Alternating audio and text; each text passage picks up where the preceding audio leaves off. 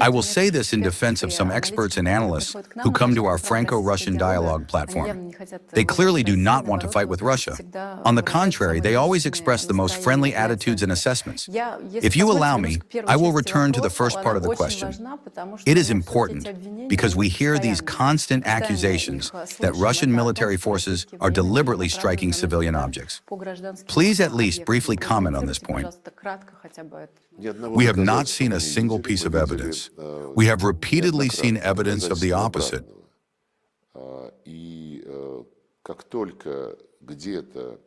As soon as somewhere something arrives at civilian objects, either a shell or fragments of an air defense system, the first thing that happens is an outcry in Ukraine and immediately in the capitals that have nurtured this regime, saying that Russia is inhumane. Yesterday, they held another meeting of the UN Security Council in New York on this topic, and they were constantly repeating worn-out cliches. No one ever responded satisfactorily to our request to present facts. It is sad that the UN Secretariat follows the lead of these people. When someone accuses Russia of something having fallen somewhere on Ukrainian civilian objects, immediately Antonio Guterres and his press secretary, a Frenchman, by the way, Dujarric, declare that they strongly condemn the use of armed forces against civilian objects.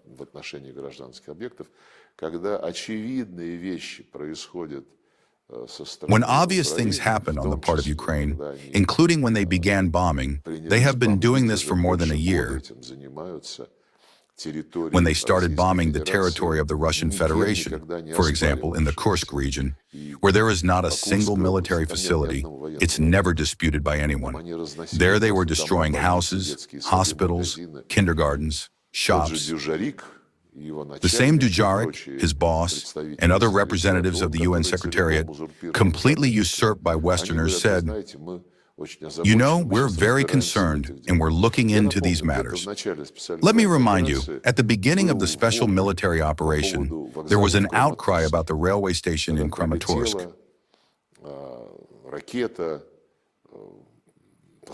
A missile arrived, many civilians and infrastructure suffered. Immediately, they pinned it on us. Then honest specialists looked and saw that it was a Tochka U missile.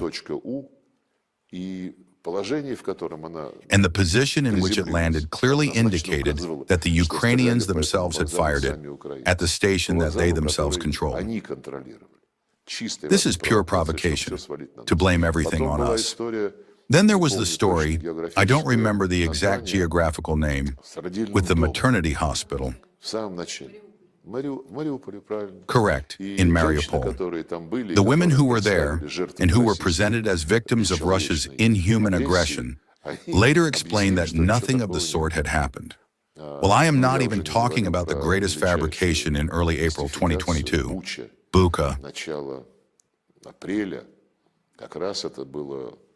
This was precisely during the period when the Ukrainian negotiators in Istanbul brought and handed over to our negotiators the principles of a settlement, which we accepted. These principles were initialed. We had already agreed to prepare the final agreement on the settlement. President Putin has spoken about this more than once.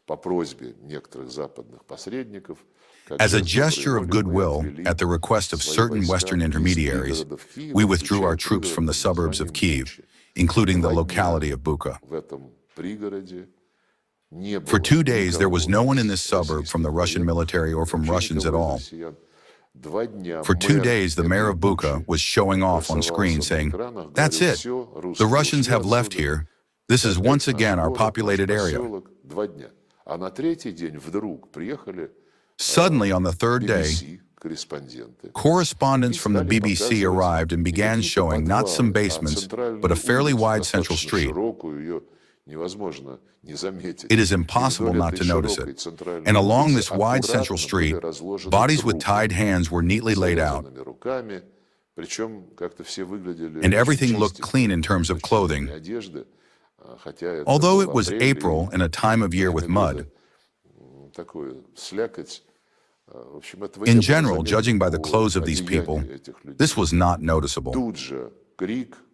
Immediately there were cries, screams, condemnation, new packages of sanctions. No one reacted in any way to our proposal to conduct an investigation. Since then, we have been struggling, as they say, like a fish against ice, and asking to be told at least something about Bucha. Because as soon as they skimmed off the propaganda foam, that's it. No one wants to hear or remember anything about Bucha. Every year when I come to New York for the session of the General Assembly, in 2022, in 2023, in 2024, and in this year speaking at the UN Security Council, I address looking directly into the eyes of the Secretary General, Antonio Guterres. Whether we could at least receive a list of the persons whose bodies were shown in the BBC program as victims of the atrocities of the Russian army. I already feel embarrassed for him. He is, after all, still a respected person. He said, "You know, we have these rules, and this is handled by the Office of the UN High Commissioner for Human Rights." I replied to him that we sent them a letter, to which they answered that they have regulations according to which they cannot disclose confidential information if it may cause moral or other harm to the people who are still alive. Well, I will not even comment on this. This is a disgrace for the organization that will publish any facts whenever it needs them.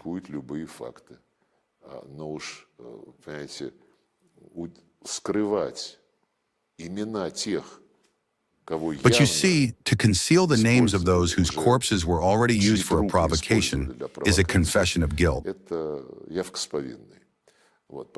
That's why we are well aware of how the Western propaganda machine works.